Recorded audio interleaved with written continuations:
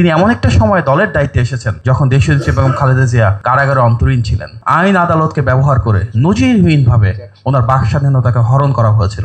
গাবতলী উপজেলার তৃণমূলের সাধারণ একজন বিএনপি সদস্য হিসেবে ওনার যে রাজনীতি পথ চলা, আজকে বহু বছর বহু দশক পেরিয়ে তিনি আজকের এই জায়গায় এসেছেন। একবারের জন্য তিনি এমপি, মন্ত্রী বা রাষ্ট্র পরিচালনায় সম্পৃক্ত হন নাই। তিনি এমন একটা সময় দলের দায়িত্বে এসেছেন যখন দেশনেত্রী বেগম খালেদা জিয়া কারাগারে অন্তরীণ ছিলেন। তারপরেও তিনি দেশটাকে এমনভাবে ঐক্যবদ্ধ করেছেন, দলটাকে এমনভাবে ঐক্যবদ্ধ করেছেন, যার প্রতিফলন আমরা দেখেছি গত 16 বছরের ফ্যাসিবাদ বিরোধী আন্দোলনে। আমরা দেখেছি এক দফার যে চূড়ান্ত আন্দোলনের মাধ্যমে গণ অভ্যুত্থানে সব শ্রেণী পেশার মানুষের অংশগ্রহণে ফ্যাসিবাদের পতন ঘটেছিল।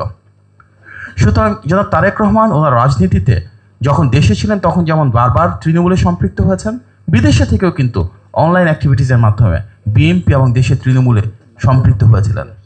সুতরাং উনি বিদেশে থাকলেও ওনার মনন মানসিকতা বাংলাদেশে পড়েছিল, এই দেশকে ঐক্যবদ্ধ করার জন্য কাজ করেছিলেন। সেটা ফ্যাসিবাদী সরকার জানতো বলেই আইন আদালতকে ব্যবহার করে নজিরবিহীনভাবে ওনার বাক স্বাধীনতাকে হরণ করা হয়েছিল, ওনার বক্তব্য প্রচারকে বন্ধ করা হয়েছিল। কিন্তু সেটা সফলতা পায় নাই।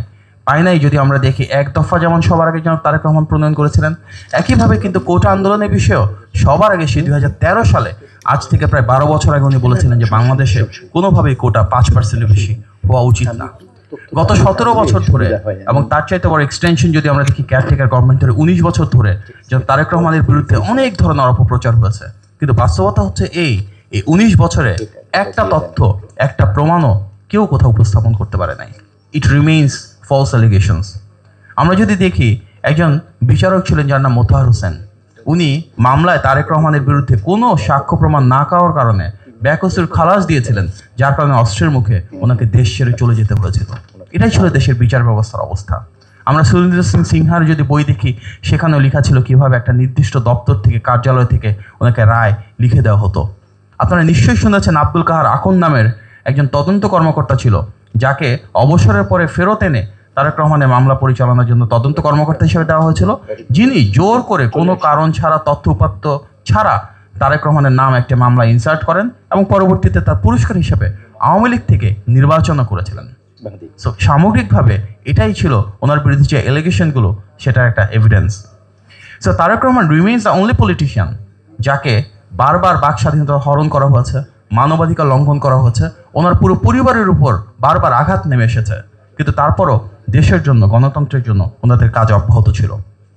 উনিই কিন্তু সবার আগে বাংলাদেশে বলেছিলেন কিভাবে শিক্ষা ব্যবস্থা, কৃষি ব্যবস্থাকে ঢেলে সাজাতে হবে। আমাদের শিক্ষা ব্যবস্থার জন্য কারিগরি শিক্ষা, তৃতীয় ভাষার উপর গুরুত্ব আরোপ করা, হেলথ কেয়ারের ক্ষেত্রে ইউনিভার্সাল হেলথ কেয়ার নিশ্চিত করা, দেশের বিপুল জনগোষ্ঠী এবং তরুণদের জন্য জব ক্রিয়েট করা, নারীর ক্ষমতার অংশ হিসাবে ফ্যামিলি কার্ড, কৃষকদের জন্য ফার্মার্স কার্ড, বাংলাদেশে আউটসোর্সিং এবং ফ্রিল্যান্সিংয়ের কাজ বাড়ানো, ইন্ডাস্ট্রি একাডেমিক কোলাবোরেশন, প্রতিটা ক্ষেত্রে আমরা দেখছি ওনার সুবিস্তৃত, সুনির্দিষ্ট নীতিমালা রয়েছে। আগামীর বাংলাদেশেও তিনি চান এমনভাবে গড়ে তুলতে যেখানে আমাদের যারা প্রজ্ঞাবান রয়েছেন, আজকে আমাদের সিনিয়র নেতৃবৃন্দ এখানে রয়েছেন, ওনাদের নেতৃত্বে এবং সব শ্রেণী পেশার গণতন্ত্রকামী মানুষকে এক করে আমরা একটি ঐক্যবদ্ধ বাংলাদেশ গড়ে তুলব, যেই বাংলাদেশের মূল ভিত্তি হবে ডেমোক্রেটিক ফান্ডামেন্টালস। সেখানে হিউম্যান রাইটস থাকবে, রুল অফ ল থাকবে, ফ্রিডম অফ এক্সপ্রেশন থাকবে। এমন একটা বাংলাদেশ যেখানে আমাদের ভিন্ন মত, ভিন্ন পথের সহাবস্থান থাকবে এবং সেই গণতান্ত্রিক আকাঙ্ক্ষাই হবে আগামী সমৃদ্ধ বাংলাদেশের মূল ভিত্তি।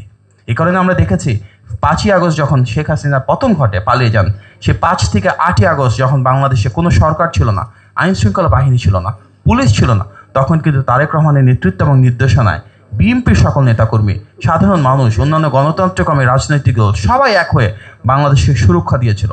সব শ্রেণী পেশার, সব ধর্মের মতের মানুষের ব্যক্তিগত আবাসন ব্যবস্থা, বিভিন্ন ধর্মীয় উপাসনালয়, প্রত্যেকটা আমরা কাঁধে কাঁধ মিলে পাহারা দিয়েছিলাম। সেই ঐক্যই আমাদের বাংলাদেশি জাতীয়তাবাদ, সেই ঐক্যই আগামীর বাংলাদেশের পাথেয়। ইনশাআল্লাহ ভবিষ্যতে আমরা আমাদের সেই গণতান্ত্রিক মূল্যবোধকে ধারণ করে গণতান্ত্রিক বাংলাদেশে দেশের প্রতিটি মানুষের অধিকার এবং স্বাধীনতা নিশ্চিত করব। তারেক রহমানের নেতৃত্বে সুনিশ্চিত করব জনগণের ক্ষমতা জনগণের কাছে আবার ফেরত যায়। ধন্যবাদ। আসসালামু আলাইকুম।